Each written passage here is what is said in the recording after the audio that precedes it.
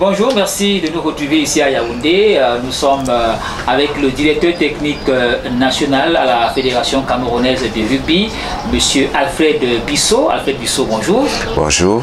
Alors, si ce n'est pas osé ou alors indiscret, comment se porte Monsieur Alfred Bissot? Je me porte très bien. Je suis un cadre à la fonction publique au ministère des Sports.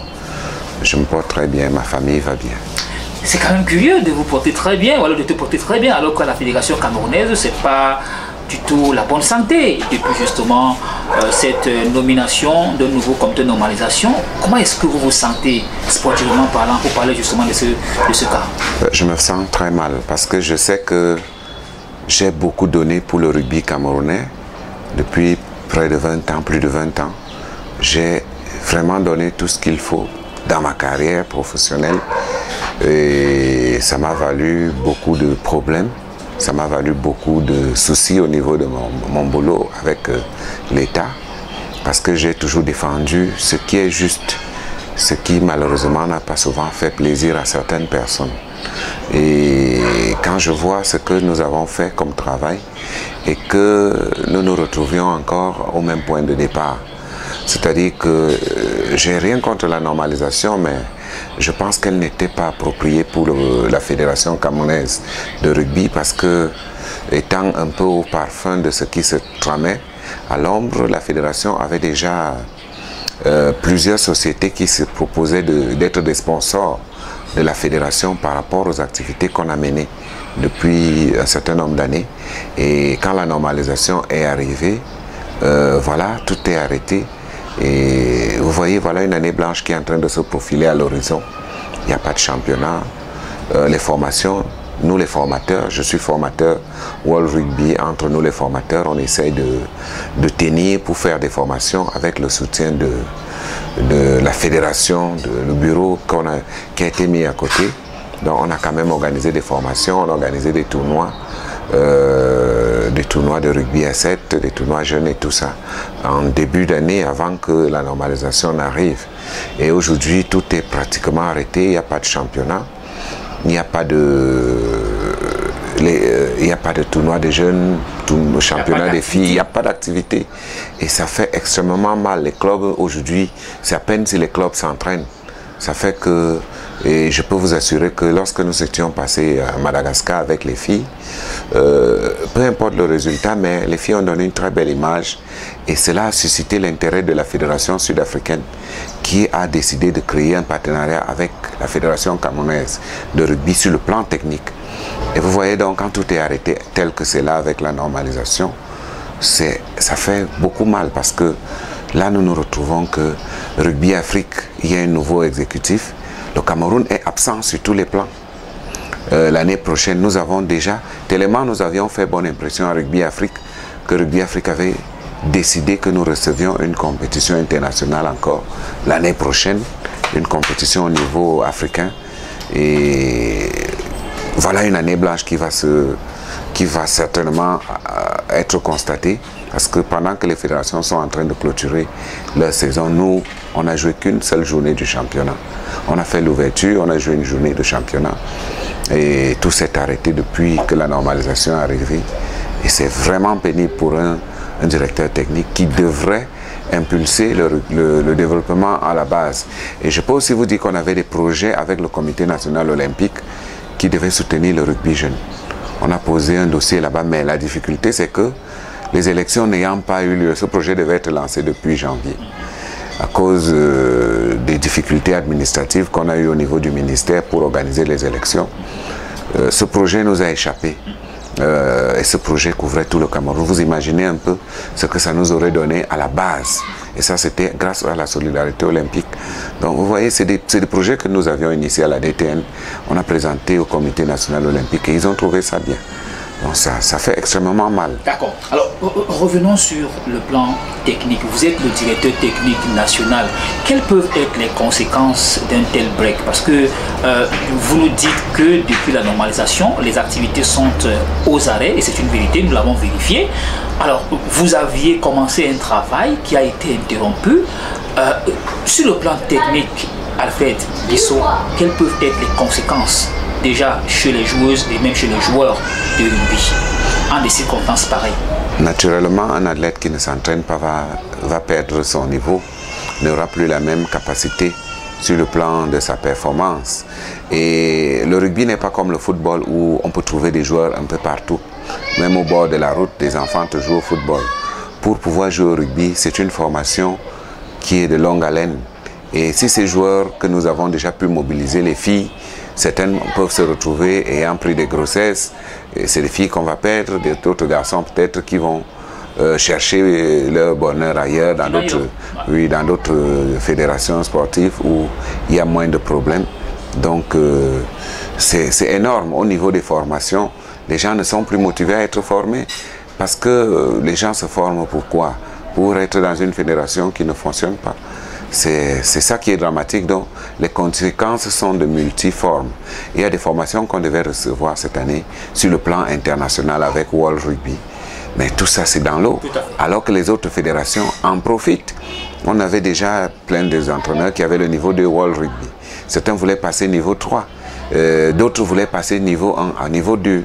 Donc vous voyez que pendant que d'autres fédérations vont avancer, nous on va reculer, on est grippé, oui. Et c'est dommage, c'est vraiment dommage parce que lorsque moi j'ai appris l'affaire de la normalisation, j'étais en stage avec les filles et ça m'avait énormément fait mal. Bon, j'ai eu l'impression que quelque chose m'échappait dans l'évolution des choses, mais jusqu'à présent, je ne comprends rien. Alors, est-ce qu'on peut dire que c'est fini? Qu'est-ce que j'entends par là? Est-ce que le fait que la normalisation soit là et qu'il n'y ait peut-être pas d'activité, est-ce que vous ne pensez pas déjà au futur? Parce que la normalisation, ce n'est que temporel, pour ne pas dire temporaire. Il y a une après-normalisation. De votre côté, techniquement parlant, est-ce que ça se prépare? Comment est-ce que ça peut se préparer dans des cas pareils, justement? Ce qui est assez gênant, c'est que la normalisation fait comme si la fédération n'a jamais existé. Et quand je regarde les notes que produit le président de la normalisation, il dit qu'il va refaire une nouvelle assemblée générale. Il va refaire les affiliations, il va. Bref, c'est un peu du fourre-tout. Dans la décision du ministre, il est dit clairement que la normalisation se substitue au bureau en place. Ce bureau en place a été substitué. Ça veut dire qu'il y a le conseil d'administration, il y a l'assemblée générale qui est toujours là, il y a les commissions spécialisées qui sont là. Donc logiquement, le président de la normalisation devrait se rapprocher de toutes ces volets, de tous ces organes techniques qui font vivre la fédération. À partir de là, il leur demande quel est le passif de la fédération, ne serait-ce que sur le plan technique. Qu'est-ce qu'on a fait en termes de formation, qu'est-ce qu'on a fait en termes de compétition, qu'est-ce qu'on a fait en termes de développement, qu'est-ce qui est prévu, et on voit ce qu'on peut faire. Et maintenant, puisqu'il est dit qu'il devrait organiser les élections, il devrait s'arranger, se rapprocher certainement de la commission juridique pour savoir si des projets de texte ont été mis en place. Est-ce qu'il y a... Parce qu'en réalité, ils disent qu'il n'y a jamais eu d'assemblée générale. C'est ça qui est assez dommage parce que l'assemblée générale qui s'est tenue le 12 février était au ministère des Sports. Le quorum était atteint. Et comment dirais-je, le quorum étant atteint, les commissaires du gouvernement étaient présents, ils étaient 5. Et les travaux se sont déroulés très bien. Ils ont participé activement aux travaux parce qu'il y avait des éléments dans les projets de texte qui disaient non, ici c'est pas bien dit, on vous propose que ce soit ainsi, ainsi. Donc à la fin, tout le monde était d'accord avec ce qui a été proposé. Nous sommes restés tranquilles sachant que le ministère va nous donner la note de conformité pour aller aux élections. Boum, la normalisation nous tombe dessus. Vous voyez, ça fait que ça va dans tous les sens. C'est pas une affaire où il y a eu élection et il y a eu des problèmes, non. C'est une normalisation, on dit qu'il y a des contestations par rapport à l'Assemblée générale. Nous savons que s'il y a on doit contester l'Assemblée générale d'une fédération, il y a les voies de recours. Et ce n'est pas moi qui enseigne ça au cadre du ministère des Sports. Mes collègues, il y a des voies de recours qui sont reconnues dans la loi du sport.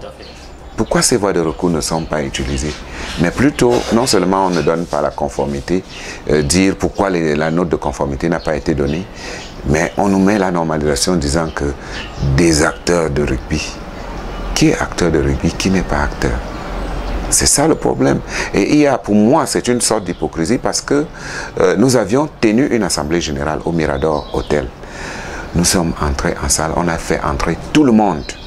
C'est-à-dire tout le monde qui était venu, ceux qui étaient des membres de l'assemblée générale et même ceux qui n'étaient pas. Je vous assure, en présence des représentants du ministère, on a passé de 10h à 18h. C'est les injures, c'est les menaces de mort qu'on adressait aux membres de l'Assemblée générale. Ils n'écoutaient personne. Et quand on regarde cela, pourquoi est-ce qu'on doit faire comme si la fédération n'a jamais fait semblant, n'a jamais voulu ouvrir ses portes aux autres? Tout au contraire, la fédération a appelé tout le monde, que venez, on soit ensemble. Mais non, c'est plutôt, vous vous dégagez, nous on prend la fédération. Et c'est comme ça que vous voyez la constitution de l'Assemblée de la normalisation. Elle est faite des personnes qui hier combattaient la fédération, qui hier travaillaient même avec la fédération. Alors que, bon, c'est très difficile. Je préfère parler technique parce que là-bas c'est compliqué. Justement, parlons technique et on sort par là. Peut-être un message, on va dire, aux athlètes. Ils et elles sont nombreuses qui peut-être peuvent perdre espoir. Toi, vous, en tant que directeur technique national, quel est le message de réconfort que tu peux leur adresser aujourd'hui qui puisse les permettre, n'est-ce pas, de garder cette flamme?